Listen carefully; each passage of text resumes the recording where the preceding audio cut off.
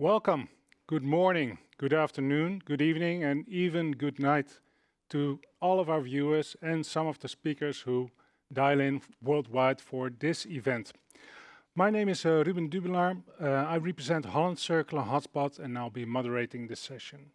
So thank you for joining this Circular Climate Booster event on Textiles, a World Circular Economy Forum side event. So this event is organized to identify circular initiatives that can help make the textiles value chain future-proof and contribute to the climate goals.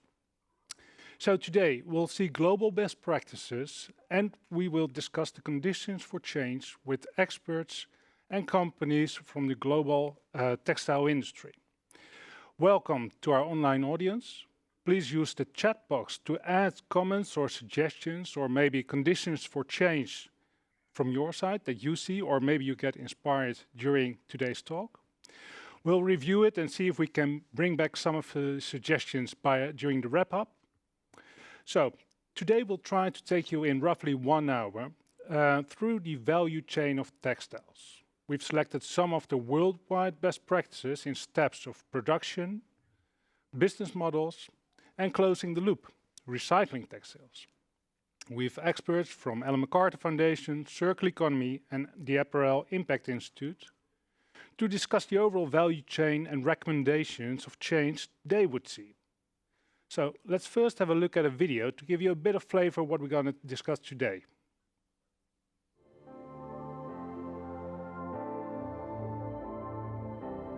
With a predominant take, make, dispose principle, the textile industry is one of the biggest polluting industries in the world. Circular strategies have proven their potential to make the shift to a more climate-friendly value chain. And best practices can be found all around the world. Great examples allow to save thousands of litres of water during the production phase by dyeing clothes with a technology using CO2 or by recycling water usage. Retailers with initiative allowing to collect pre-owned and damaged clothing and to turn them into good as new pieces.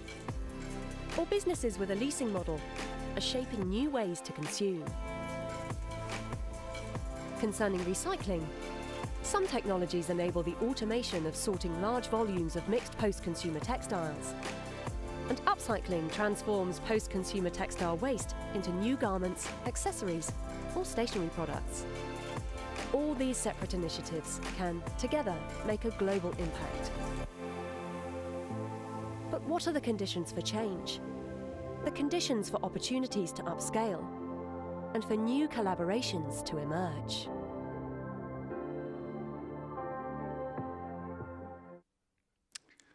So let's welcome our textile experts. And I would like to start with Chiara.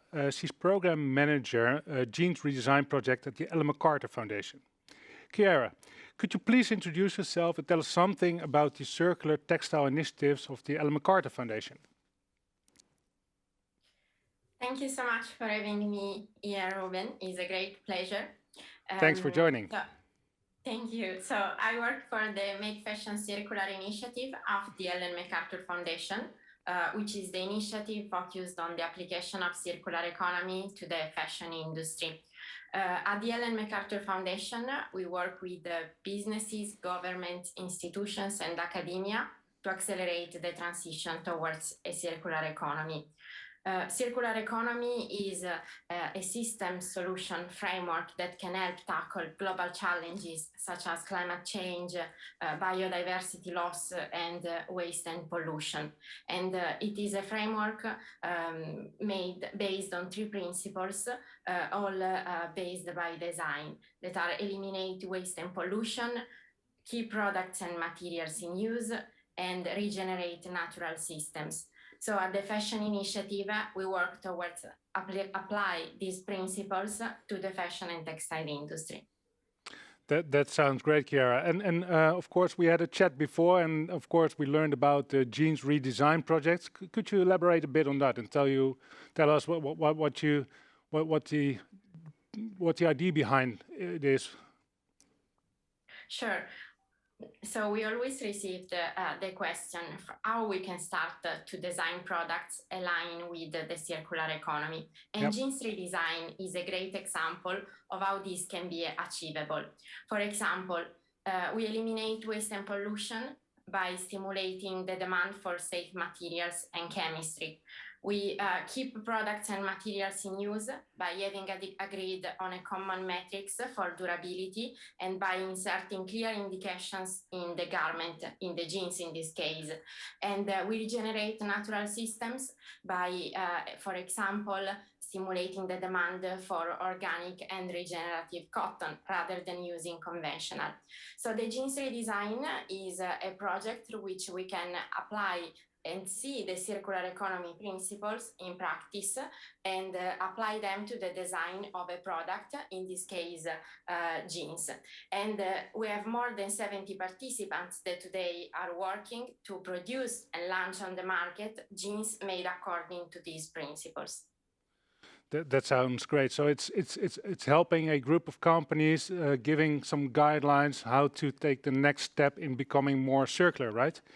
Could you elaborate a bit on the textile value chain and the most important steps towards becoming more circular? What do you think? Sure. At the Make Fashion Circular, in the latest 3 years, we have worked with hundreds of organizations. And last year, we have published a vision of a circular economy in the fashion industry, according to which products have to be used more, made to be made again, and made from safe and recycled or renewable inputs. This is an aspirational vision, so the end state towards which we have to innovate. And the vision is underpinned with common definitions so that all the industry is aligned with a common language for circular economy. Okay, thank you, Chiara. And stay with us for a moment. We'll get back to you later on. And let's move to circular economy. Jade Wilting, thanks for joining us today.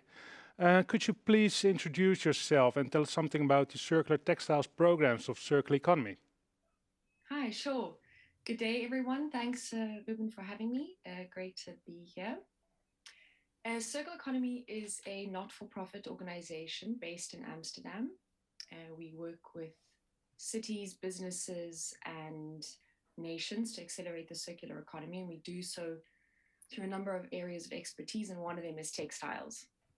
And so I work largely with textiles and brands and accelerate the circular economy together with them.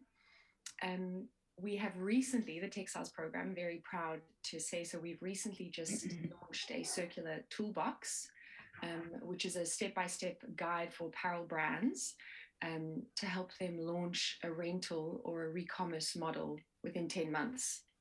So that's very exciting. We work together with 4 brands, ETP, Koyichi, Asket, and Lindex, to develop this amazing toolbox, and it's completely open source. And I'd like to invite everyone on the call today to go take a look at it. It's a very interactive and very useful tool. That sounds great, Jade. Sharing is caring, and I think, and that's of course one of the principles of circular economy. So that sounds very practical and useful, having a toolbox with very practical, steps on how to become more circular. From your perspective, could you formulate maybe 3 points for change from linear to circular? What are the most important steps?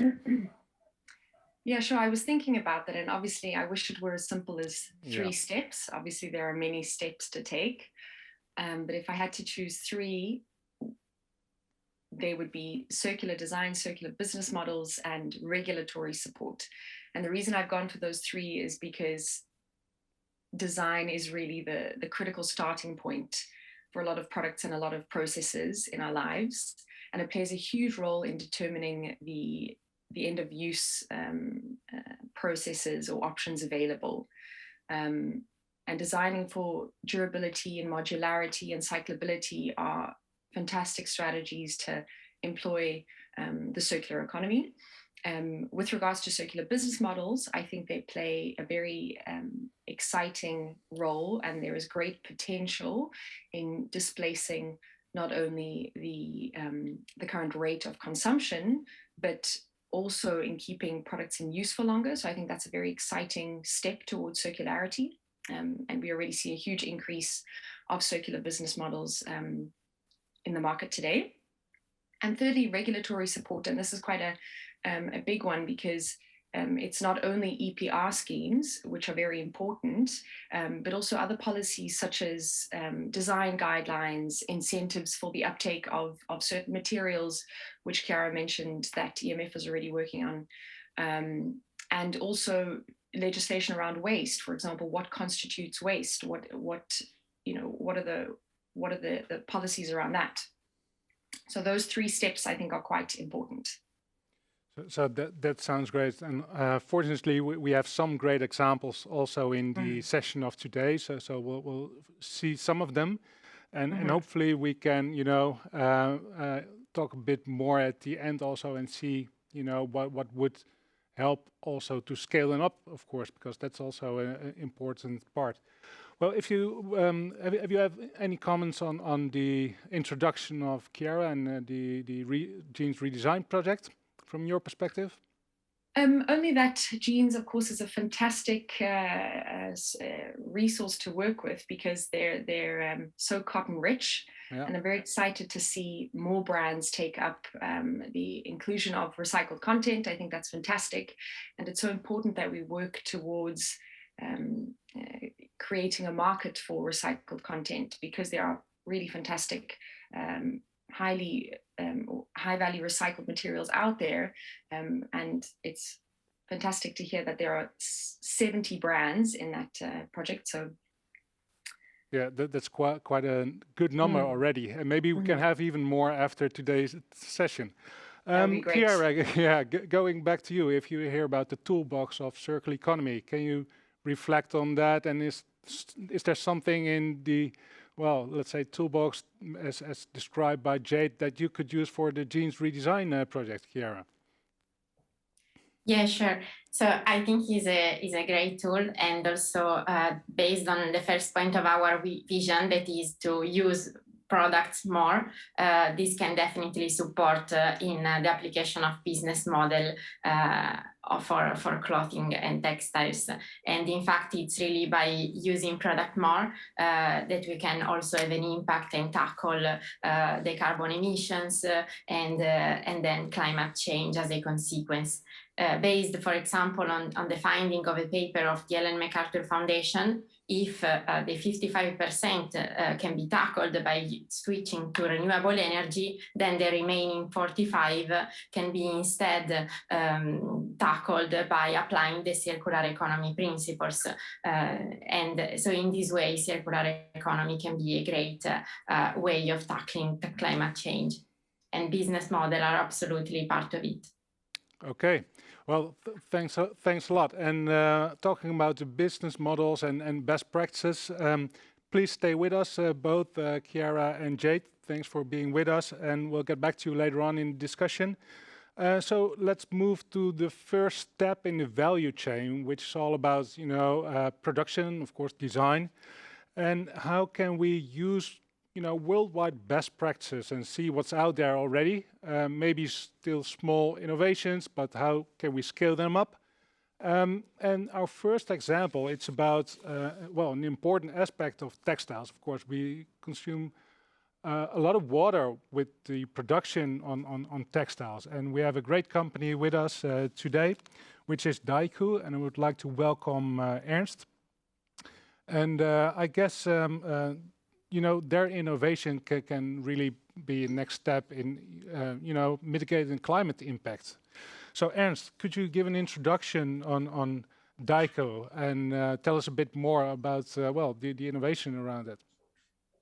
Yes, of course. Thank you so much for the invitation. As Dyecoo, and I think you will show the slides.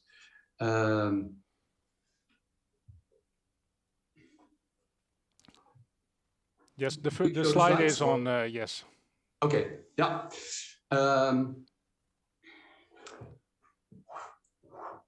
Of course, what we Dyecoo, we have developed a technology to color fabrics without using water, and with that also without using the chemicals you need for dyeing.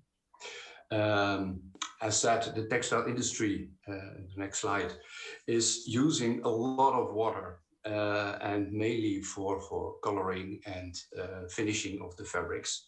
And with that, a lot of chemistry is also used.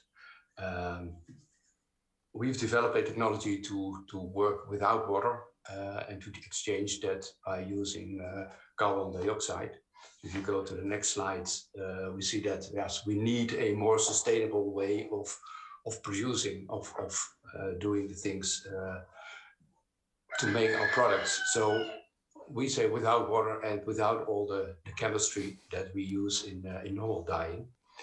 So in the next slide, I have a very brief explanation how that works. In the middle, you see a machine, a textile dyeing machine. We use CO2, the pure dye stuff, so without chemicals, and of course your textiles. You put that together in a machine, run the process, and you end up with colored fabric without the use of water. So the material comes out of your machine dry and basically directly ready to be used. Well, it's a long story, but in the end, what we did is to bring this technology from first tiny pieces of fabric into a production scale. And in the next slide, you see a factory in Vietnam, completely based on running this complete production on only using carbon dioxide for the dyeing process. Do you have the next slide? Yes. So this factory is completely based on running your fabric coloration on CO2 technology. And there are now 6 factories using this technology. As a brief introduction of what Dyecoo is doing. Thank you very much, Ernst. And we'll get back to you later on, and also with some questions on how you think you could even further scale up this this great solution for water, using less water. We invited also denim expert Mr. Mostovic Udin, who unfortunately cannot be with us today because he was struck by COVID. So he needs to cancel last minute. So we hope, Mostovic, if you look, or your colleagues look, that you feel better and you get better very soon. But we have a very nice introduction video to show well what Denim Expert is about and how they do their business in Bangladesh. So let's start the video of Denim Expert. Climate change is the greatest risk for humankind, isn't it? 65% of greenhouse gas emissions come from fossil fuels combustion. 67% of industrial activities is estimated to come from the management of materials. 60 billion tons of raw materials are extracted from the earth annually, which is the equivalent of 22 kilograms of materials per person per day. Only 7% of these raw materials are used. Now we should think about global warming again. But the question is, can we stop and start again from the beginning? No, we cannot, but we can slow down the pace of global warming. Denim Expert Limited has already set its goal and started to practice with planning and already taken initiatives to save the environment. Sourcing renewable energy of 1.35 kilowatt hours. Reducing water usage of 55 liters per kilograms of production. Denim Expert Limited reuse 35% water for gardening and washroom and 65% water drain of release to nature after treatment by ETP. Complying with the zero discharge of hazardous chemicals, ZDHC, effluent standards. PACT, CP project consumption reduction. Kriti program for energy efficient practices. Selected environmentally conscious suppliers. Adopting a circular economy framework. Plan planting of 1,500 trees over the last year. Denim Expert Limited invites all others to come forward and save the world for a better future.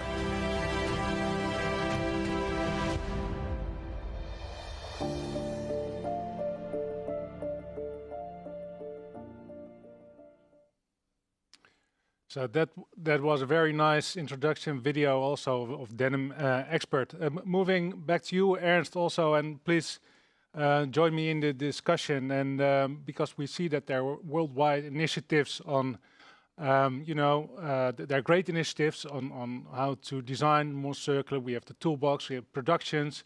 But of course, it's a big industry, well, to change, and we need to change in the upcoming years. Of course, we need to speed up the whole process to mitigate climate impact. From your perspective, what is needed to speed up the the pace, and also what are your recommendations on that?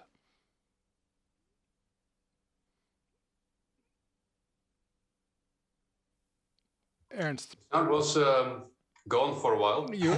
So I missed the first part of your questions. Oh, no worries. For me, it's of course, we see great initiatives, and we saw great initiatives also, circular economy on the jeans redesign. We see Denim Expert. You have a great, technology, but we need to speed up the pace of, the circular solutions for textile production, and to change the whole value chain. And of course, but it's a big thing to change. Well, so how do we, speed up the changes? Yeah, well, you asked for 3 points. I think clean and sustainable production methods are very important to drive towards. And basically what I already said by Jade, using less virgin raw materials. So the whole drive should be in that direction. So recycling, very carefully think about what products do you use, how do you use them.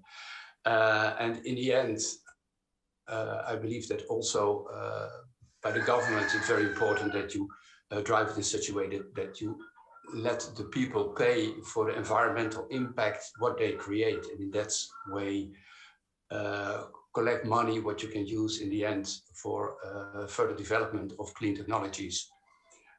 So those are 3 points that I would believe are very helpful to drive into a more sustainable, circular way of producing. Yeah. And of course, those are a bit of general, let's say, recommendations. What about for Dyecoo? What do you need? Do you see any limitations, or do you have any conditions for change that you would need to scale up? Yeah.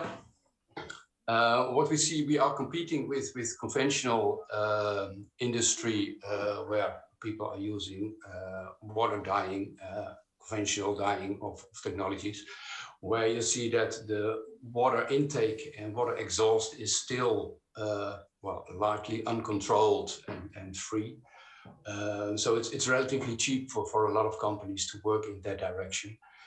So more regulations in that sense would help us a lot, and more focus on looking at sustainable and less environmental impact production methods. That would help us a lot. And of course, the information to the customers that they know how products are manufactured. Yeah, so it's both ways. Huh? It's of course it's the customers that need to be, aware of the amount of water that's being produced and polluted, maybe, and then it's of course about regulating. And where does it start? Do you think with the regulations? If we want to, speed up those regulations, where do we need to start? I think governments should take very much care of the resources that there are in countries, and one of the very scarce resources is water. So I think a good water management and regulations around that will be very helpful. Okay, and well, thanks a lot for joining us and giving some insights on your production methods, and thanks for highlighting that. Let's move to the next step, discussing, well, it was already mentioned by Jade. It's important that also the business models are changed. I mean, you know, it's take, waste, dispose. That's, let's say, the linear way, and we need to move to a more circular way by reusing, reproducing, but how do you get your textiles back? And I think we have a great example of mud jeans. And they work on new business models. So I would like to welcome Bert van Son of Mud Jeans. And Bert, would you be able to give us an introduction on Mud Jeans and how your business model stands out in the industry? Good morning. My name is Bert van Son. Thank you for having me. We started 8 years ago the first and only circular denim brand. And it is necessary because I feel that there's still not much interest with the consumers, although it's rising. So we started with organic cotton, making sure that the whole product line is okay, people are well treated, and not using horrible chemicals. But for us, that wasn't good enough. We also feel responsible for the product we put into the market, and we would like to have it back after use. Today, that is called extended producer responsibility. That didn't exist in 2012, but that's what it's called now. And I think it's very important. There's two ways of getting your old jeans back. One is giving people a deposit, so people get €10 discount when they bring back their old jeans. Today, we even accept other brands as long as they have 95% cotton in them, so we can reuse it. And you can also lease a pair of jeans, which is 12 times $9.95. It's the same thing, but the funny thing is that first of all, the press picked it up really well. And secondly, it makes consumers think differently, because you go from a thought of owning something instead of using the product. And do you need to own something, or is just the use of the product good enough? So that's where we make a difference. We're still the only ones. There's a lot happening in the world of jeans today. A lot of people are talking about using recycled content, but they're cheating a little bit because a lot of them are using pre-consumer waste, which is great, but it's done already for ages. And you shouldn't be too proud of it. It's very difficult to use old jeans into your new jeans. So we have a partner in Spain, Recovertex, that's doing that for us. We send all our old jeans to Spain. And it's a big day today because we are launching a huge program with IKEA. They 2 years ago, they asked us if we could make a product together with our knowledge and all the mistakes that we have made in the last 10 years. We came to make a cover for the clip-on.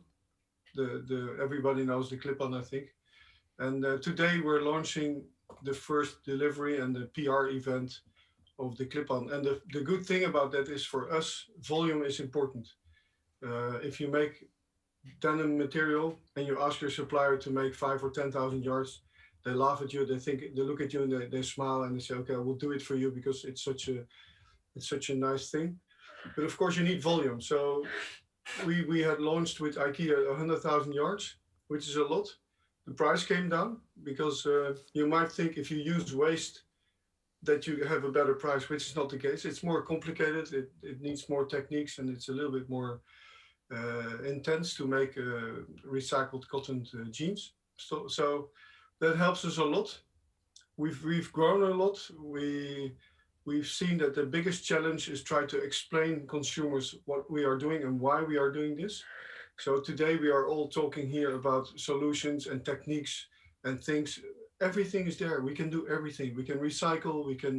We can dye without water. We can use different chemicals. The whole thing is there.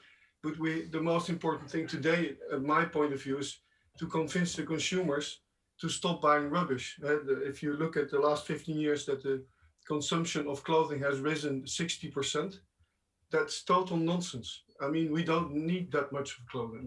We started by making seasonless collections, a word that is taken over a half year ago by Gucci, which I think is fantastic. Why should we make every week a new collection every week? It's not necessary. So this is the biggest problem. And we need governments to help us because we pay double tax, we pay double VAT, which makes it more harder for us to sell our jeans. If I use 40% post-consumer waste, where I use jeans into my new jeans, then I should be able to give my customers 40% discount on the VAT at least. It doesn't happen. So today it's all about informing the consumer, making sure people understand what's happening, and it's getting better. When we started, about 12% was interested in this thing. Today it's 30%.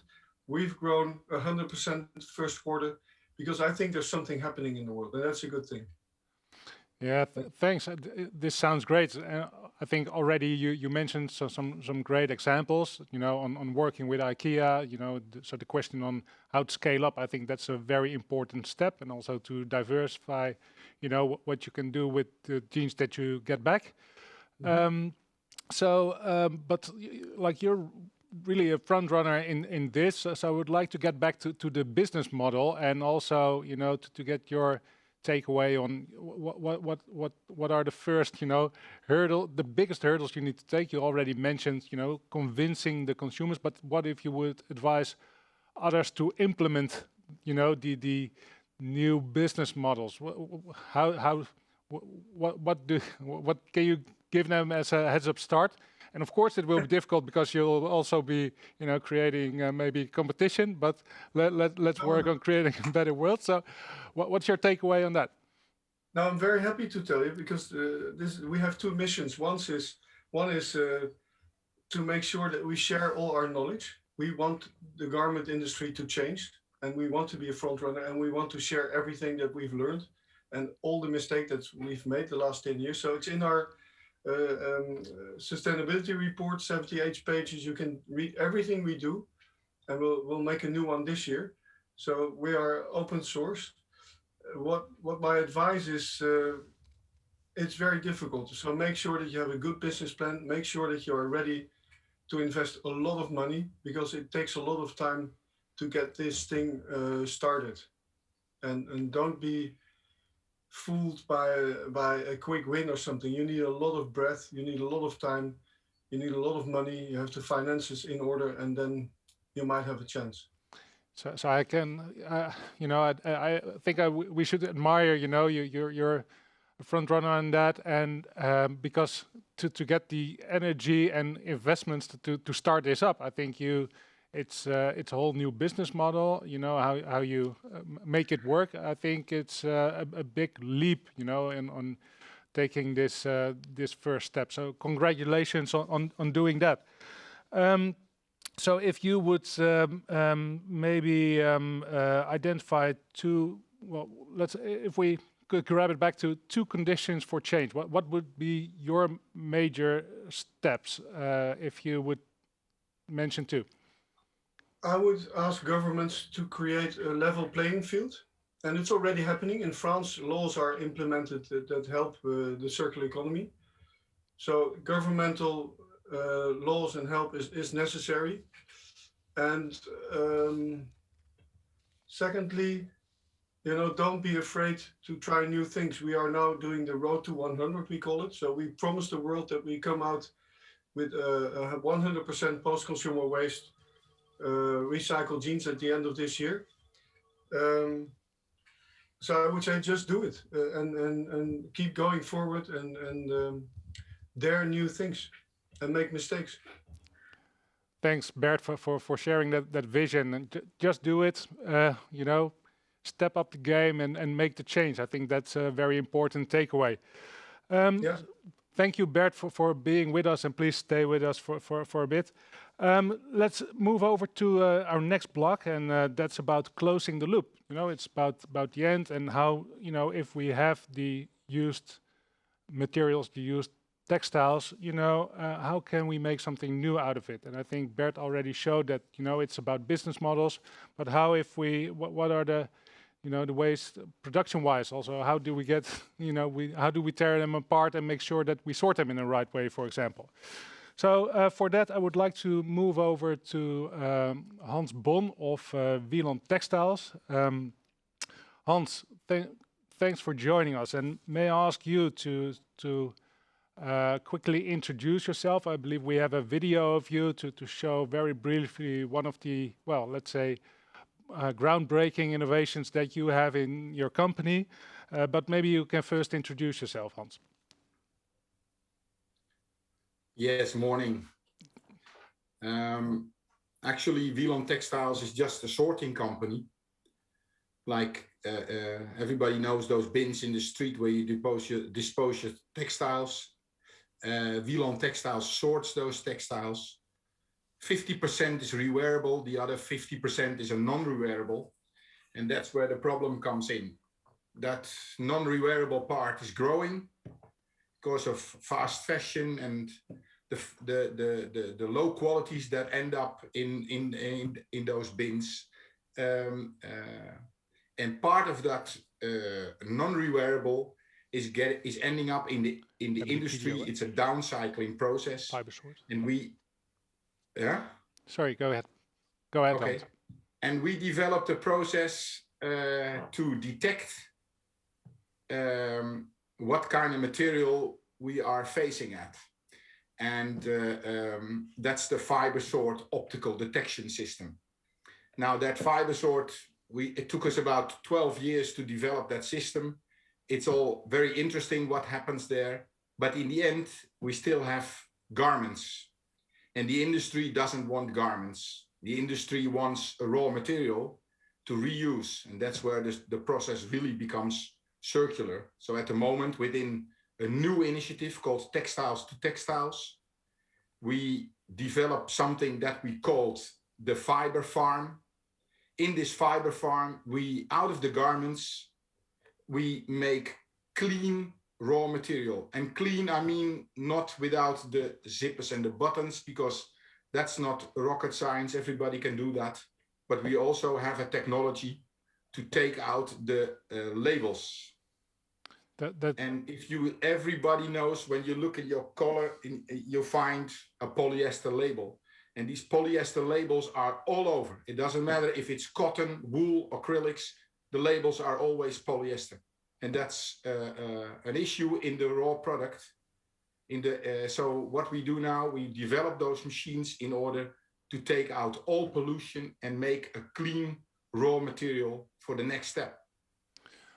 Hans, I believe we have a nice video, firstly, of the sorting. I think that's already a great step. So I would like to have a quick look at the video, and maybe you can also explain that step and then make the bridge also to the next step, fiber to fiber.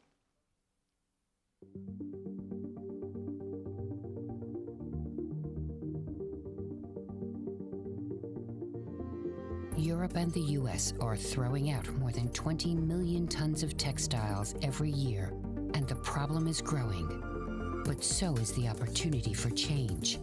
These textiles are incredible resources to feed textile-to-textile recycling processes and create a circular industry. To reclaim these resources, textiles must be sorted by fiber composition, and the demand for recycled content must increase. That's where the fiber sort comes in. The fiber sort is a revolutionary textile sorting machine that is changing the game. It sorts finished textile products by fiber type, automatically creating precise recycling feedstocks, and finally providing a practical solution to return textiles to the supply chain. But we're not quite there yet. We need your help to optimize this technology and increase the demand for recycled textiles. Are you a collector, sorter, brand, or recycler? Then join the frontrunners in the textiles revolution and help make the fiber sort a reality. Go to fibersort.eu. So Hans, yeah, that's the fiber sort. That's the fiber sort. As I said, is not rocket technology. No. Sorting is done everywhere in the world. Yep. And but yeah, we wanted to make our next step to see to it that what is now downcycled and not usable in the textile chain anymore is yeah, well, in a circular way possible to make new garments or to spin yarn and to make those new garments, or like what Bert just said, from 20% to 40%, and maybe in the future the reuse of all post-consumer material. Yeah. So the sorting is just a step, like you mentioned. It's done everywhere. I can imagine that somehow, in the financial perspective, it would help to do it mechanically instead of manually. That should be a step. But what about then using? But you need other partners in the chain to move. Who are, talking about the design of clothes is, I think, an important step for you also to make it better recyclable. What are the partners that should move first, in your opinion, in the value chain? Well, design for circularity, I think that's still far away. I think at the moment, what I see is our biggest partner is government. It's already mentioned before, but what I have seen over the years is that if you don't regulate the industry, nothing happens. Nobody is interested in reusing their own waste. So I put pressure in this whole system to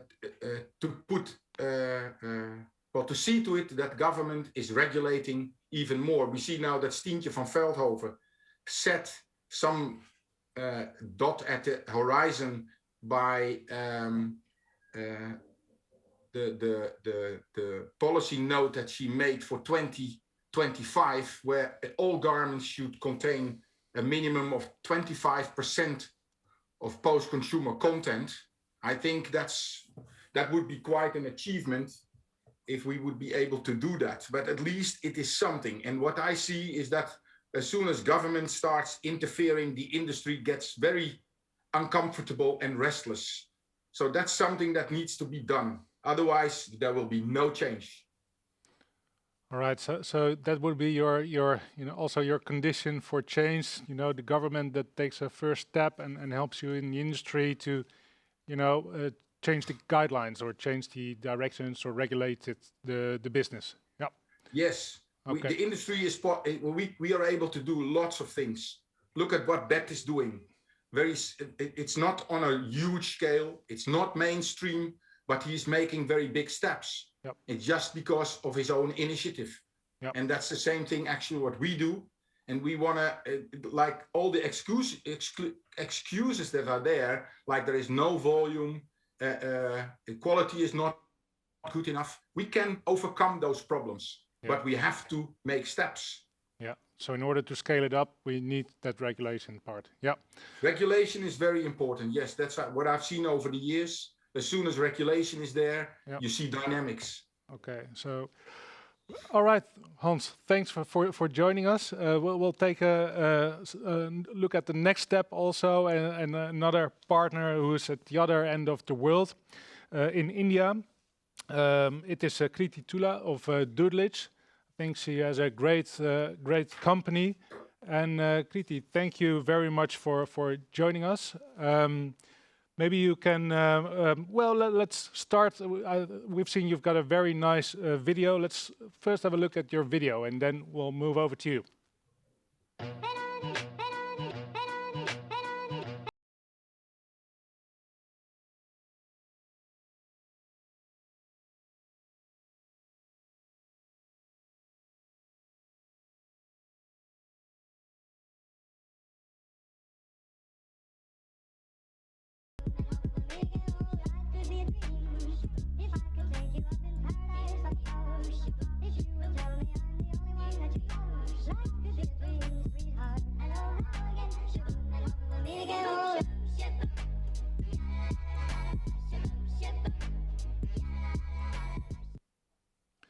So, Kriti, very nice to see you and to meet you virtually. Thanks for joining us, and great to have you in this event. And we've been talking already now in this event on recycled content, and actually you're working with it. So could you give us an introduction on the activities of Doodlage and the production with recycled content? Thanks, Ruben, for the introduction and the video that you just showed. I think it's one of our oldest videos to put together what we do, because I think when we started in India in 2014, the conversation was very young. I'd worked in the fashion industry for a long time during that time, and India doesn't just fight with the post-production or post-consumer waste, but it also has like a massive problem of pre-production waste, which is fabrics that are massively dumped post-cutting, post-scrap, because it's such a massive production-based country. So, and at the consumer end, this wasn't even a conversation that was being picked up by media or the rise of consumer awareness wasn't a thing. So our challenges were many, but like both Bert and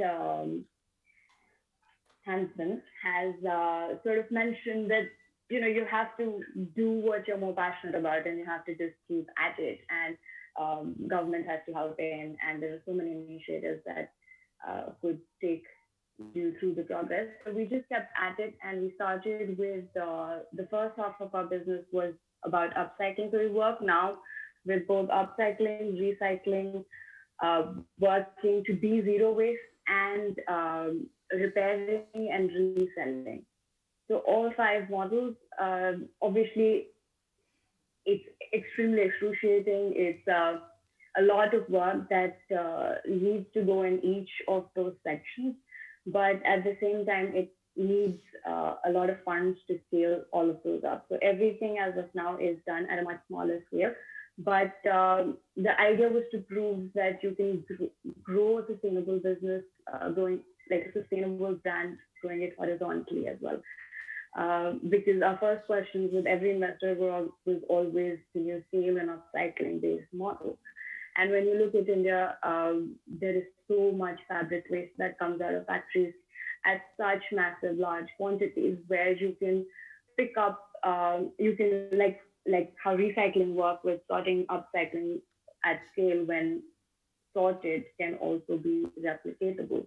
So that is where we started. We started working with fabric wastages from factories directly, all kinds of panels, all kinds of shipment rejections, all kinds of surplus wastages, etc. And we started collecting them and creating limited edition collections out of it. And at that point, our main aim was to communicate the reason as to why we're doing what we're doing to the consumer, because that remains challenging as to why is your product priced this way? Why is there an extra cost when your fabric wastages, when you're only working with fabric wastages? So we still are working towards all of those hurdles, but we're constantly communicating what we do. Then our second step was to, when we started making our own wastages, was to sort out fabric wastages and send that for recycling. One, to recycle back into fabrics, and 2, to recycle back into paper. We started the recycling back into paper because the quantities that were acceptable for recycling back to paper was much lesser than recycling back to fabric. So we started making paper, which then was used for our stationery, which was then used for our packaging, etc. And we also ensured that the fabric wastages from the industry that we were working with are cotton, so that we can, eventually recycle them to either make our own accessories or our packaging, etc. Then our next step was to work with recycled materials, mainly because we were a bootstrap brand, so it was important for us to look at raw materials that were achievable in the budgets that we were working with at that point. And then we started working with recycled material when we had a space to sort of expand our budget for raw material, etc. And then we started sourcing from, again, factories that were in India, working with living wages. We are like a massive production space where living wages is like, very limited factories talk about it. So there are fair wages, which are also very just minimal and barely get by kind of money for most people working as tailors or artisans in the industry. So we started working with units who were working on hand looms and power looms to create recycled fabrics. and then consuming that material to create products out of it. Again, being in a country where the conversation was very new or wasn't being spoken about, our first step was at every step take people behind the scenes and talk to them about, how is what happening and how we're producing what and who are we producing all of this with, and then selling this product to them. And to scale up, then we started working with a lot of businesses to help them achieve more green solutions, like looking at if they're producing merchandising for events, how can they switch to upcycle t-shirts or recycle t-shirts if they're looking for packaging, what are the alternatives? So that allowed us to get like a little more scale to each of our collection to sort of allow us to create collections beyond it. And then today we are now, when we create a product, they're all repairable. So that consumers, being in India allows us to have like a vertical infrastructure as well, or our vendors to sort of be close by, to be able to bring back the garments to repair locally. So we sort of allowed people to connect back to us and repair their products with us, which at any point they can come back. We leave alteration margins in each of our products, so you come back and repair your products with us. And now we're heading towards setting our own thrift stores. Now, all of this is being done in a country where we don't even have collection systems of post-consumer waste at all. So it's even the recycling that's happening for post-consumer waste in India is from garments that are coming from the rest of the world. So, and they have their own battles to fight. Kriti, so congratulations on taking this leadership already from a young age. I think I can imagine that it's you're one of the front runners in changing the industry. So what about how? And we talked about consumers. It was mentioned before that it's such an important step. How do you experience that? And maybe if we can get a quick answer, because then we'll move to our next speaker and get back to you later for your recommendations. But briefly, maybe take us through what do you experience when you first started, on how consumers in India reacted on your product, and how you managed to grow your business and to convince them that pay the same price for your garments. So I think, like everybody else also pointed out, the industry itself or consumer itself is sort of moving towards a change, but it's a slow process. People, especially in India, the consumer is extremely price conscious as well.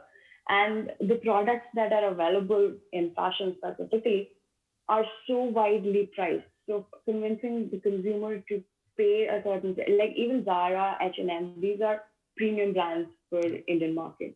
They're not like your everyday stores. So for us, it was, and we were working out of wastages. So the only way that we could convince consumer was to communicate what we do, how we do, why you need to move towards a more price-conscious product, be a part a lot of media conversations, tell people, because again, we like even for impact funds to take fashion seriously is not a thing in India. We're still struggling with literacy, poverty. The agendas are very different. So while fashion connects everything, it's very difficult for talking about fashion sustainability to the consumer in India and how consumer behavior leads to a longer change. So our idea was to just communicate, and the fact that you try, as you scale, you try to make your product more affordable for the consumer. And then they were able to sort of see the switch that, if I save up a little bit, I'll be able to buy something more conscious. Yeah. So actually you're saying that textiles or, the apparel industry can also be a vehicle to reach everyone and to convince everyone on means and things that can done to limit climate change. So that's maybe a nice takeaway also, that and to see it that also through jeans, it's the jeans or the garments itself, that they're also a way to communicate and to reach people. Please stay with us, Kriti. We'll be back, but we will first move over from India to China and go to Monique, Waste to Wear. So Monique, thanks for joining us. Great to see you. And would you like to introduce yourself and also your company, please? Okay, thank you, Ruben. Nice to be here amongst this very interesting group of people trying to make impact. So my name is Monique Maissan. I live in Shanghai already for 23 years. My company is called Waste to Wear. We make innovative textiles from recycled plastics. And I make a very big distinction between plastics and plastic bottles, because we use, of course, plastic bottles, and we started with that. But we also developed in the recent few years new kind of textile products made from recycled polypropylene, from recycled PS, and we are constantly innovating here.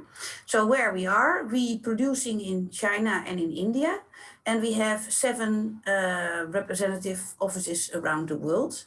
Where we mainly do sales support and also help with education. What type of products do we make? We make actually a whole wide range of products, of textile products. We make upholstery, bags. We make a lot of things for the promotional industry. Of course, fashion, sports, uniforms, shoes, and even packaging. So today we started in 2000. My company started in 1998, but I started to focus on recycling in 2007, and we changed our name to our brand name in 2016. Today, currently, we export to 27 countries, and I totally believe that by putting a lot of by using recycled materials and communicating it by it well, that you can create a very big mindset shift. So one of the most challenging issues in the recycling industry is the traceability and the proof of feedstock. There are so many companies who are offering products who are actually either very small in recycled content or maybe even not completely at all. So therefore we developed our own blockchain system where we create a completely traceable supply chain where we connect a digital document stream together with the physical action of smart contracts. That in combination with a patent pending invention that we can really prove that our recycled products made from recycled plastic bottles, when we use rPET, are really made from rPET. And we can prove that not only from our own products, but also from other, I call them colleagues, type of products. So we don't need to put a tracer in our stuff, because I always say it's beautiful that you trace your own yarns or your own products, but you trace a tracer. You do not prove that it's made from recycling. Yeah, so basically, this is what we do, and I hope you can show a little video to show you how this works. Yes.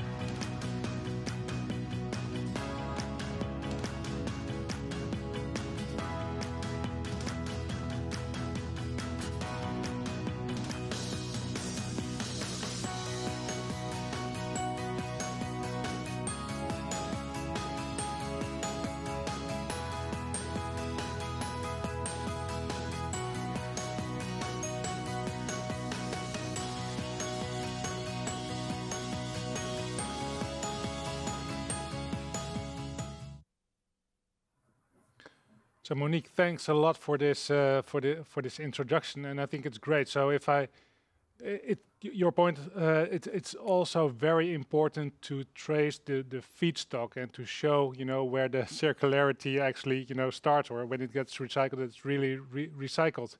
I think that's great. And can you tell us a bit more on what then you offer other companies on the? It's part of the blockchain technology, right, or the whole process that you offer that you can help other companies with. What's your outreach to other organizations that would say, we can, we want to take a next step in traceability of our feedstock?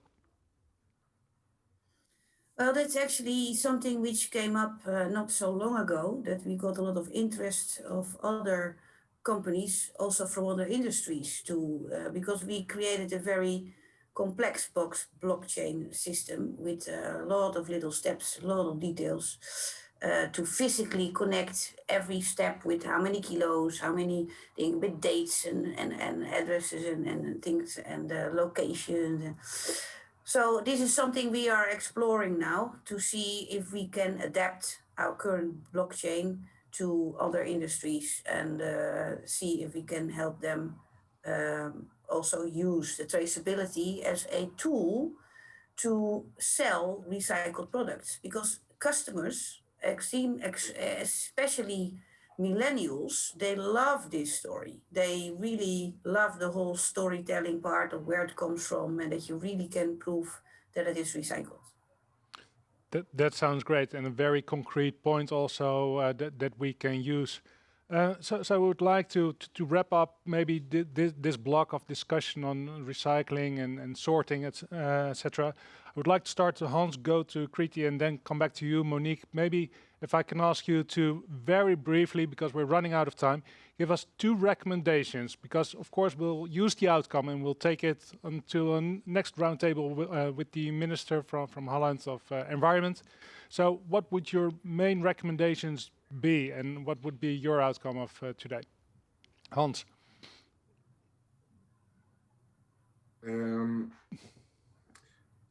My recommendations, yeah. I think the phase we're into now is just hands-on. Things need to be done. What I see, there is a lot of talking about this whole circular idea with textiles, but we need to do things. So the next step will be just hands-on, do whatever you can, and move forward. Yeah, thanks a lot, Hans. Great recommendation, I guess. So thanks for joining us today. Kriti, go over to you.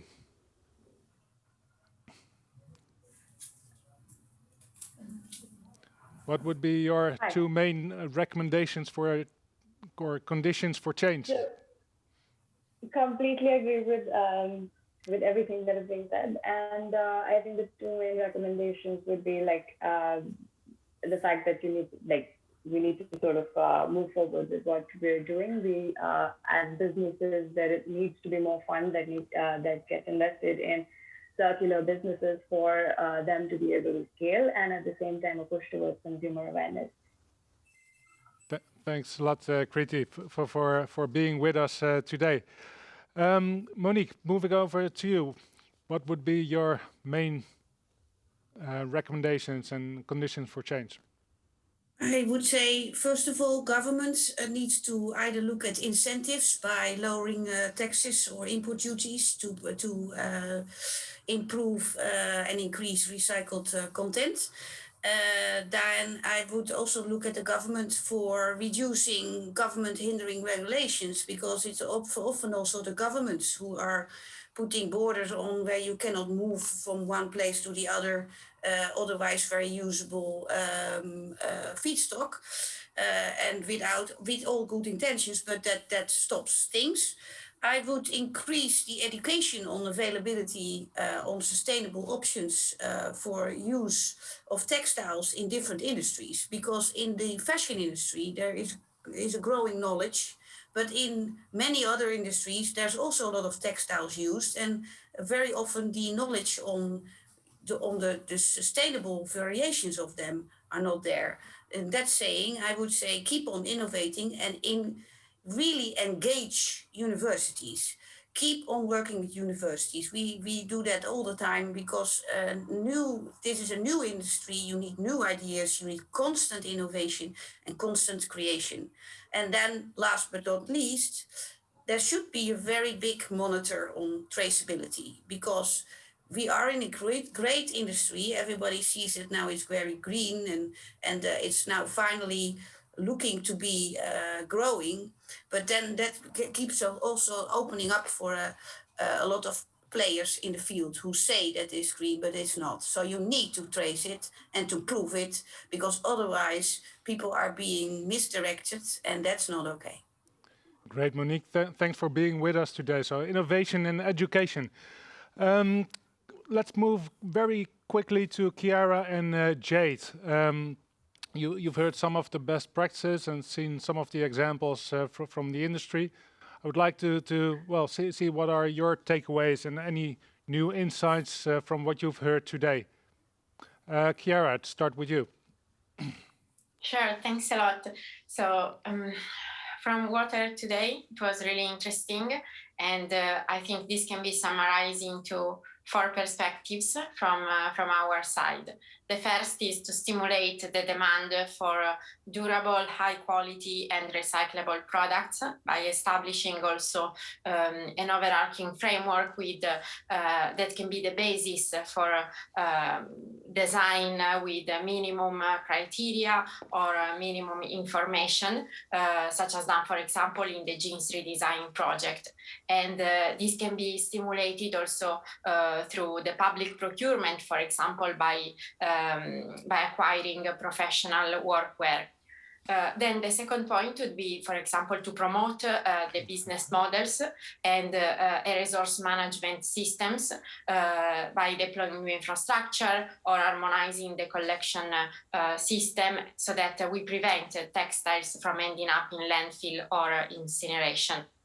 Then the third one would be to align the incentives.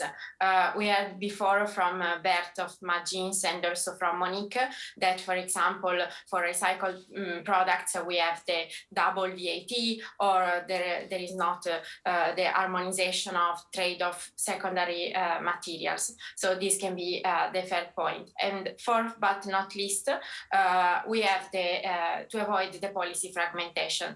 We have recently launched a paper on circular economy policy goals so that we can develop a framework through which businesses, governments and institutions can operate. So these will be my main takeaways. So thank you very much on that, Chiara, very clearly. And I think that there are some great examples and also of other business cases on the site of the Ellen MacArthur Foundation. So I would like to invite the whole public to have a look on it.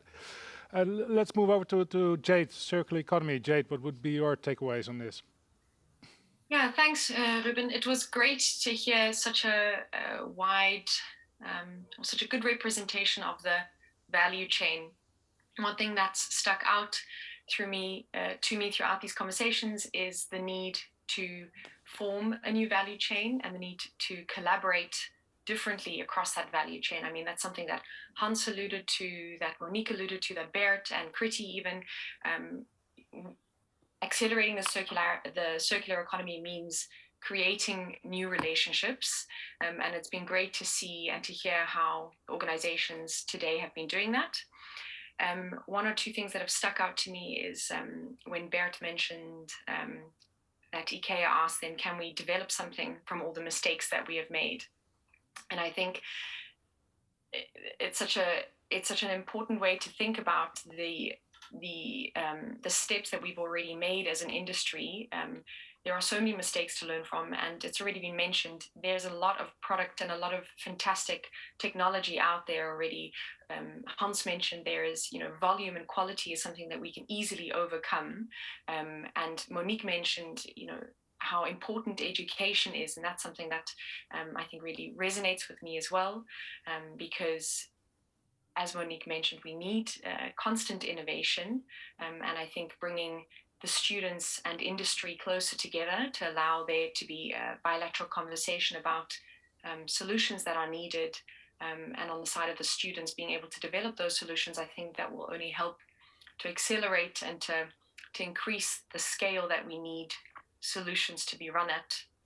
And it was really interesting to hear from Kriti how she's approached the supply chain on her end, and I think hearing from how the Indian market approaches sustainability and the barriers that she's had to overcome, I think is really fantastic. And I can only say, Kriti, carry on doing what you're doing. It's really great to hear. And I think those were a few of the points that stuck with me. Just to summarize it, I think education and innovation, as Monique so beautifully put it, remains very important. Yeah, thanks for sharing your views on that and summarizing that for us, Jade. Thanks for being with us today as well. Also to Chiara. And let's move over to our, let's say, final guest. We have Lewis Perkins of the Apparel Impact Institute. Lewis, very welcome to you from the other end of the world as well. It's in the middle of the night for you, I guess. So thanks a lot for joining us and staying up late for us. Could you please introduce yourself and your organization? Yes, thank you so much. It's been a pleasure to listen to you all today, and I'm in agreement with everything that I've seen. The work that we're doing at the Apparel Impact Institute is to identify and scale proven solutions across the apparel value chain, really focusing on some primary issues related to carbon reduction, water savings, chemical management, but going a little bit above the conversation of creating greater efficiency to actually accelerating more positive impact. And prior to this work, I was leading the Cradle to Cradle Products Innovation Institute and have been working with some of the people on this call, as well as many in the space of circular economy. And as we're looking at, ways in which we can actually help the industry achieve its 2030 targets related to carbon emissions reductions, circular economy is one of the leading strategies that needs to be implemented. And I don't know if I can share my screen for one moment, but I'd like to show one slide that should be able to come across. Is that good? Yep. This is the result of an upcoming report that we've been developing with the World Resource Institute related to the focus areas or interventions for the industry related to achieving the science-based targets. And of course, water stewardship and scarcity, along with chemical management, material impact, is all bundled within some of these same environmental metrics. But what we're looking at here is really a focus on the scaling towards renewable energy and the scaling towards circular, efficient, and better materials, and the systems and circular models that will support that. So in this particular visual, what you're looking at, this graphic, is across each stage of the supply chain for production of apparel, from tier 4, which is raw material extraction, to processing, yarn preparation, to the material production, and final garment assembly. We have a tremendous amount of opportunity to maximize efficiencies. So a lot of the models around better pattern making, dead stock reuse, reclaiming and upcycling of materials, even before it gets to the consumer level, is a tremendous amount of opportunity. And that's number one. And then as we're looking at scaling preferred materials, that's a lot of the lower carbon, lower water and chemical use materials within production, whether that's recycled content materials or organic, cotton, other types of better preferred materials. And then the acceleration and development of next generation materials, which is another area of where we're seeing an overlap with circularity, because some of those next generation materials may be actually coming from other industries, such as food and agriculture, where we're looking at agro waste that may be upcycled into new cellulosic fabrics and or other types of materials. And obviously, when we talk about the circular models that support all of this, we're looking at keeping products in continuous play. So whether that's some of the business models we've heard around ensuring that the fabrics are reused or the materials are reclaimed, but it also looks at more shared economy, resell, repair as models that complement the ability to keep these materials in a more efficient use over time. So I will stop sharing my screen, but I wanted to show that because I think a good visual does does help us kind of understand what the key focus areas are where circularity can play a strong impact. It definitely does, Lewis. Thanks for sharing that with us. And gives us a very good insight also, because of course that's the topic of today, how to mitigate climate impact, and that's some concrete steps to take. And what about just your vision of what we've heard earlier today? Of course, a lot of companies from Holland, and we are used that the government takes steps and that we follow the government. But maybe in US that sometimes also the other way around, that businesses take the lead. How do you compare the US to maybe Europe and maybe also Asia? Yeah, I think it's a great point, and as described in some of the previous videos we saw, the textile waste in the North America is obviously tremendous, and a lot of the policies that are being created and driven out of Europe are going to directly impact, I think, large markets within the US, because once we change production models in one region of the world, it helps us to scale those globally. I live in California. We're more likely to implement some of these extended producer responsibility approaches towards textile, like we've done in packaging, single-use plastics, straws. I think that from a North American perspective, that's probably West Coast is where you'll see a lot of this driven, which will also impact the rest of the United States. Yeah.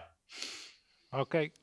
I agree. And what maybe to wrap up, Lewis, if, taking everything together, what you've seen today, so some of the great examples, and next week on the 12th, we have a round table of the Minister of Environment of Holland, together with the host of Canada for World Circular Economy Forum side event.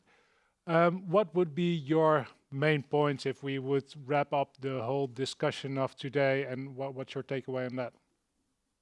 Yeah, I think that as I just sort of was leaning into it a minute ago, the opportunity for policy related to textile recovery and collection is one that's come up as a theme throughout this last hour and a half, and one that I think needs to directly be supported, that industry will adopt these technologies for upcycling materials, these collection systems, but policy or regulation will drive the finance more quickly.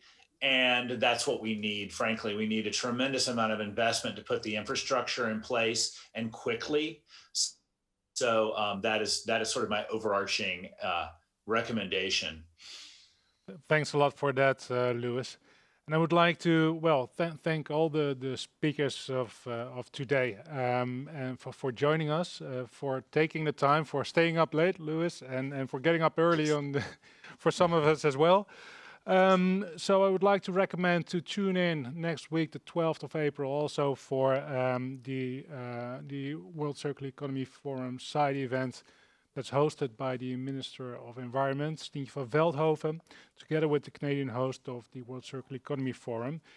So thanks again to all speakers and for sharing their ideas and their recommendations, and especially those on the other side of the globe. And thanks also for everyone who prepared this session. It was great. I hope it was inspiring for everyone, and we would like to stay in touch. So thank you for joining, and looking forward to seeing you next time.